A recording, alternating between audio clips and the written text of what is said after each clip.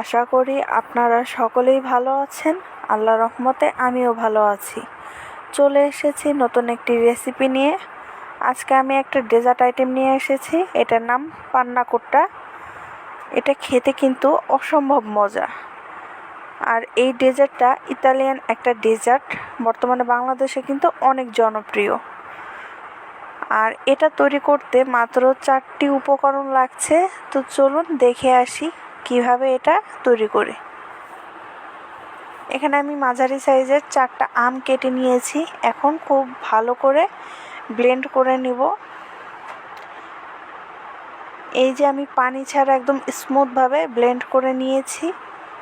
এখন আমি যে পাত্রে এটাকে জাল করব সেই পাত্রতে আমি ঢেলে নিব। আর বাটিতে যে অংশ লেগে আছে এটা আমি পানি দিয়ে একটু ধুয়ে নিব। আর এখানে আমি প্রায় 1 কাপ পানি দিয়ে বাটিটাকে একটু ধুয়ে নিয়েছিলাম। এখন আমি এর মধ্যে 1 চামচ পরিমাণে আগার আগার পাউডার দিয়ে দিচ্ছি। আর এই আগার আগার পাউডার কিন্তু যে কোনো সুপার শপেই পেয়ে যাবেন। হালাল কিনা তা একটু দেখে নেবেন। এখানে আমার 2 কাপ আম ব্লেন্ড করে নিয়েছিলাম, তাই আমি 1 চামচ পরিমাণে আগার আগার পাউডার দিয়েছি। আর দিয়ে দিচ্ছি স্বাদ মতো চিনি।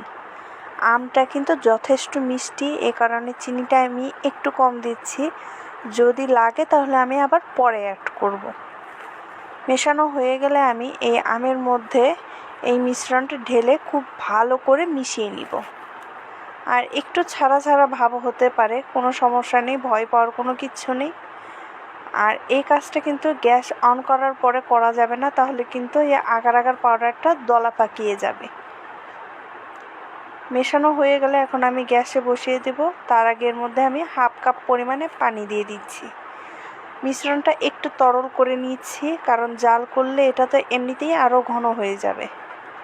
দেখতে পাচ্ছেন আমি কতটুকু পরিমাণে তরল করে নিয়েছি, আপনারা দেখে অবশ্য বুঝতে পারছেন।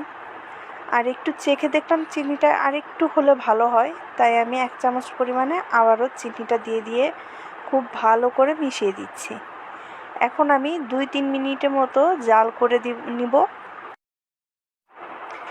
এই 2-3 মিনিট জাল করার মাঝখানে আমি যেটাতে সেট করব সেটা একটু গুছিয়ে নিব। আমি একটা বক্স নিয়েছি, বক্সের মধ্যে একটা তাওয়াল দিয়ে আমি গ্লাসগুলোকে একটু কাত করে রাখছি। আপনারা অবশ্য ভিডিওতে দেখেই বুঝতে পারছেন আমি গ্লাসগুলো কিভাবে রাখছি।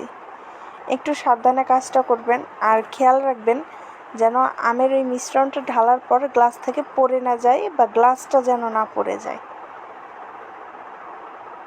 আমি একটু শুয়ে রেখেছি, দেখতেই পাচ্ছেন। আমি এখন খুব ভালো করে আবার নেড়ে চেড়ে দিচ্ছি যেন নিচের দিকটা না লেগে আসে। 3 মিনিটের মতো জাল করে নিয়েছি। আর এদিকে দেখতে পাচ্ছেন মিশ্রণটা কিন্তু অনেকটাই ঘন হয়ে এসেছে। এখন আমি নামিয়ে নিব। আর গ্লাসটা কাত করে রাখাতে দেখতে পাচ্ছেন এই মিশ্রণটা ঢাললে কিন্তু এমনিতেই এইরকম শেপের হয়ে যাবে। আমি 2টো গ্লাসে একদম ভরে দিয়ে দিচ্ছি। দেখতে পাচ্ছেন আমি কিভাবে দিয়েছি। আর এই কাজটা কিন্তু অবশ্যই গরম অবস্থাতেই করতে হবে। এখন আমি এভাবেই রেখে দিব 5 থেকে 7 মিনিটের মতো। আর এদিকে আমি উপরের দুধের ওই অংশটা বানানোর জন্য আমি এখানে প্রায় 250 গ্রাম দুধ নিয়েছি। এখন এর মধ্যে আমি দিয়ে দিব 1 চামচ পরিমাণে আগার আগার পাউডার আর দিয়ে দিব স্বাদ মতো চিনি। তো আমি প্রথমেই চিনিটা দিয়ে দিচ্ছি। আর এখানে আমি প্রায় 8 থেকে 9 চা চামচ পরিমাণে চিনি দিয়েছি। এখন দিয়ে দিব 1 চা চামচ পরিমাণে আগার আগার পাউডার। আর এই অবস্থাতে কিন্তু গ্যাসটা অবশ্যই অফ রাখবেন। খুব ভালো করে মিশিয়ে নেওয়া হয়ে গেলে এরপরে গ্যাসটা অন করে দিবেন।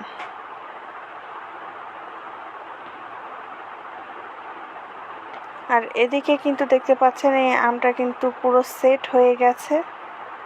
আর দেখতে পাচ্ছেন গ্লাসের ভিতর দেখতেও কতটা সুন্দর লাগছে।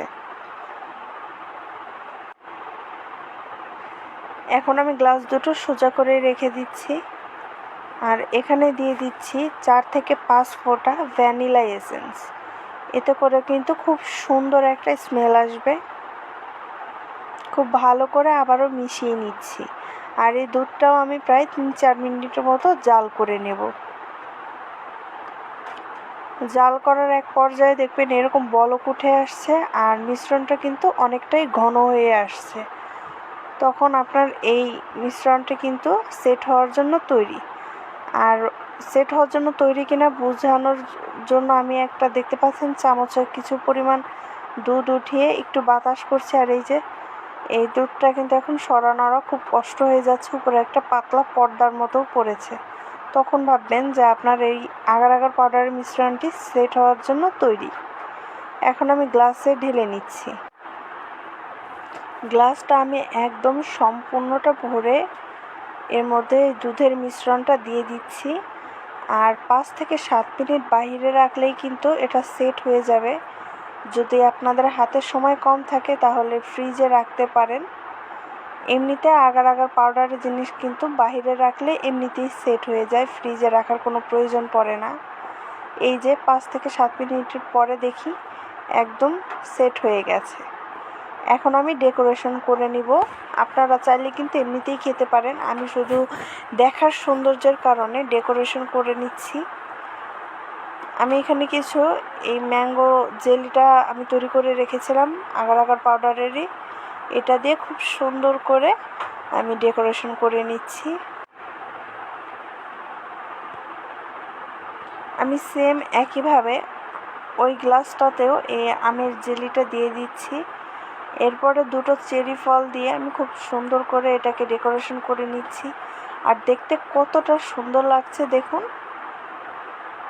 আর আমার আজকের এই রেসিপিটা যদি আপনাদের ভালো লেগে থাকে অবশ্যই আমার চ্যানেলটি সাবস্ক্রাইব করবেন, এবং ফেসবুকে যদি ভিডিওটা দেখে থাকেন তাহলে অবশ্যই আমার চ্যানেলটিকে লাইক এবং ফলো করতে কিন্তু ভুলবেন না।